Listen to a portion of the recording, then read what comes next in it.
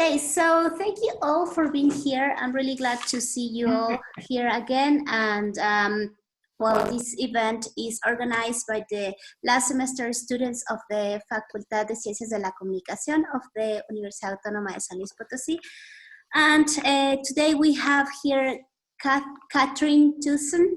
I don't know if I pronounce it well.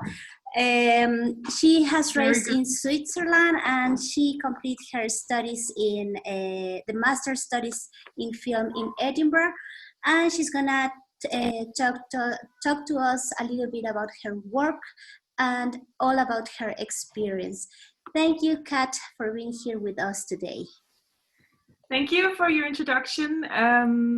My name is Kat, and I figured I would first introduce myself a little bit, and then you can just go ahead and ask me questions if you have any, or if you would like some advice. The way I understood it, you are all about to graduate from university and are about to start into your careers.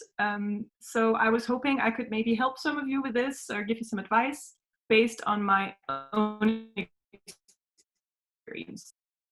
So the way I did it was I did not actually study film in the beginning. I studied politics and economics, and then I didn't do anything that had anything to do with that degree. In fact, I was off skiing for a long time and just sort of enjoying life.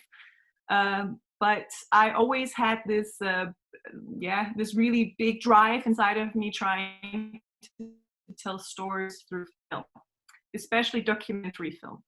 So I did what anyone would do who doesn't really have a clue, and I just wrote to some of the best people in Switzerland, where I live, and asked if I could come and see how they make documentary films in the national broadcaster of Switzerland, so the public channel. And I didn't actually expect an answer back or anything via email. I just figured, who knows, maybe they will text me back. And they actually did. They were very keen. They were like, oh yeah, if you would like some experience with directing, why don't you come in an internship? So it went pretty fast after that. At the internship, I didn't really learn anything about filmmaking. It was more about and looking into the different departments that existed television, and it wasn't like a super deep going internship. However, after 3 months, I thought I would now just try and see what happens if I asked them if I could maybe make a film. So, you know, I always just try to go the most direct route. And so they were like, well, if you have an idea for a film, why don't you pitch it to us and then we can look into it. So I figured, okay, I need to come up with a great idea. I had 3 weeks time. And in 3 weeks, I then managed to find a subject, write an outline for the film. Then I went back to the department head and I pitched it. And I was very lucky that he really liked it. So at 25, I was then directing my first television documentary. I had no experience, I had no education. I didn't really have anything except a lot of motivation to tell a good story. So this is about 5 years ago now. And I made the film. It was a film about cow fighting in Switzerland. It's kind of like, I suppose, bullfighting in Spain, except you put cows together and then fight each other. And I filmed that for a year. Then it went on television, and then nothing happened. Like, that was it. I thought, oh, okay, if you manage to make a film, then everyone will come and stand in line and try to work with you. But that's not how it works. People don't care. They just, you're only as good as your next project. So I decided to do a master's degree in film and maybe learn a little bit about the subject before I go on to do another project. And that's when I started to study the master's degree in Scotland, where I met Rachel, your tutor.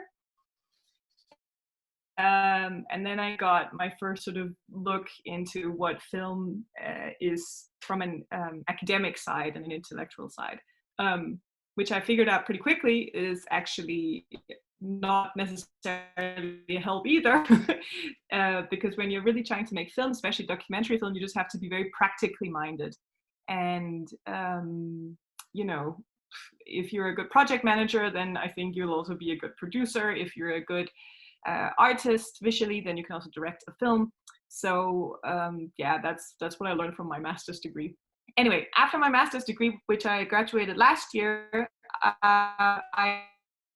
I looked around the industry and I figured, well, what can I do to actually make money?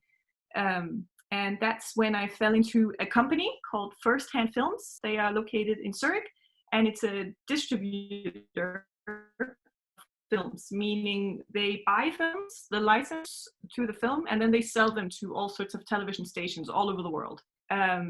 So that's where I started working as a junior producer, because not only do they distribute films, we also produce documentary films. Yeah, that's where I am now. And I'm at the moment overseeing the production of 5, 2 of them in development stage and 3 of them in production. And yeah, that's where I am right now. What can I tell you about my job, except that it's very demanding. You have to be extremely good at project management. You have to be extremely good at piecing a lot of things together. You have to be good at selling. You have to be good at supporting the vision of the director. And you need to have a lot of faith, because documentary film will never get you rich. It's not an industry to join if you're out to make any kind of money. I think, you know, some people, they enter the industry and say, oh yeah, I'm going to go to Hollywood and I'm going to make big films and become a million. That's not the case with documentary. I think you make documentary because you believe in the story and you believe in showing that story to others, and that's really it. So yeah, I don't know. I feel like I'm not painting my industry or my job in a very good light. But I figured, if you have any questions, I don't know how we want to do it, Rachel, if they want to write in the chat, or if you just want to unmute, or I don't know, questions about how to go about your first job in the industry, or working for TV, or working privately. Yeah. Yeah, well, the panorama you picture, well, I think it's normal, maybe in this industry. Even with all those problems, what can you do to still going for what you really want to do? Because well, most of my students, those who really want to do films, they will find this scenario. So what do they have to do to go with the challenge? Go with the challenge or the channel? What did you say? Sorry. Yeah, the challenge.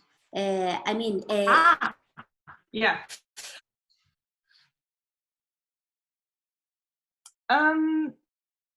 So I recommend that if you really want to work with film, and if you want to work with documentary film, the best thing you do is to hone your skills. Become the absolute Swiss Army knife of filmmaking. Honestly, my biggest recommendation is that if you really are looking for an into this industry, then come prepared and find a good story that you want to tell. Find a good team that you think you can collaborate with, and find, yeah, it's all the story. If you have some kind of great access to an incredible story that only you can tell, then I recommend that you grab hold onto that story, and whatever you do, you just go for it. You start filming, you start putting your team together, and you start creating some kind of product. And once you have this product,